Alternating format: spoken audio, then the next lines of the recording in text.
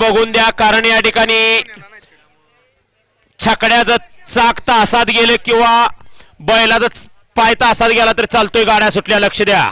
एक बाहेर गेला, राहिलेल्या गाड्या पळतायत. राहिलेल्या गाड्यांच्या वरती लक्ष द्या. चौघ पळतायत. चौघाच्यात कोण होतोय सेमी साठी पात्र. लढत चालू आहे, अतिशय सुंदर. आणि पलीकडं सोन्याड्यावरचं निर्विवाद वर्चस्व.